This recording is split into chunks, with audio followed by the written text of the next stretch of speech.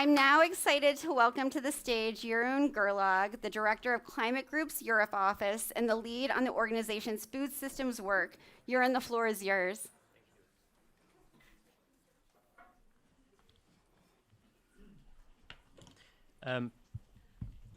Yeah, I'm a bit shorter than the mic, so I'll try to wiggle a little bit. So yeah, thank you, Brita, and thank you, Danielle, and thank you, whole Food Tank team, for bringing us all together here, and for inviting me to say a few words. It's a true pleasure to be here at Hope on a Plate, surrounded by change makers, farmers, chefs, and visionaries who believe in the power of regeneration, not just of soil, but of systems, communities, and hope itself, indeed. My name is Jeroen Gerlag. I lead Climate Group Europe office from Amsterdam, and I also lead Climate Group's food system work. We are a climate NGO. We're working with corporates and subnationals towards a net zero world by 2050. And we're also the founders and the conveners and the organizers of Climate Week NYC. You might know us best for that, actually. This is our 16th edition. And despite or thanks to challenging times, it is promising to be the biggest climate week ever. Wow. And I wrote this a couple of days ago. In terms of events, it already is. We have 1,000 events registered for the whole week. Yeah. And that obviously includes events that we organize ourselves as a climate group, events that Food Tank organizes, but many, many, many more.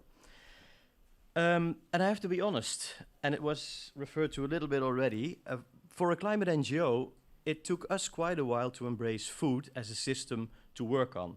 You might know Climate Group better for our work on renewable energy, on electric vehicles, and on industry, concrete and steel. In all these systems, we helped shift demand. That's what we do, from downstream upwards towards better alternatives. Why now food? Well, Danny already mentioned it basically, and I think as a climate group, we also realize that all the work that we've been doing in the last 20 years as a climate NGO, decarbonizing many change, if we don't together tackle the food issue, all of that work could be considered useless. And because we realize that what we've been doing in other systems all along is what is still needed so much in the food system as well. And that is that shifting demand. Shifting the way we eat food, shifting the way we produce food. And as a climate group, on behalf of Helen Clarkson, our CEO, and the whole team, we are ready to collaborate. We are ready to set our networks of over 180 subnational governments and over 500 corporates at work to help make that shift. We started collaborating already with ProVeg. One of the ProVeg colleagues is here in the room. We're working with the World Resources Institute and others, but we're really open for more collaboration on food. So let that be an open invitation. And one important first step that we took as a climate group is food was never more prominently featured at Climate Week as this year. It still needs to grow, definitely as a topic, but it's never been as prominent as this year. Dozens of events, sessions and roundtables, tastings, etc.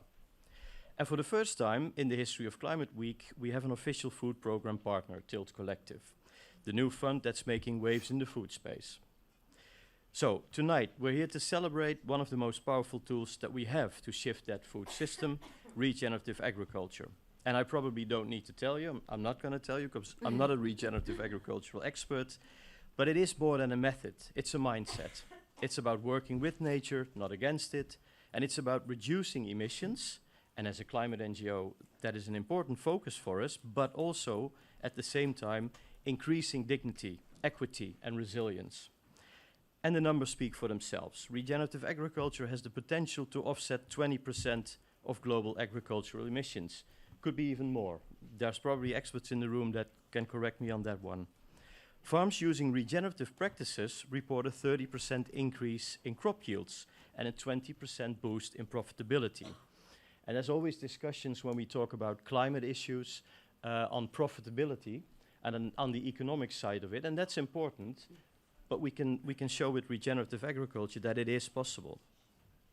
And these aren't just statistics, they're signals of transformation.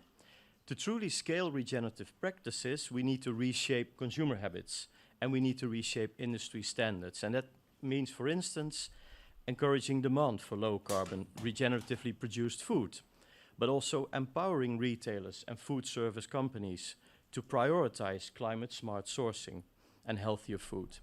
And it means fostering cultural shifts that celebrate seasonal food, local food, and plant-forward diets.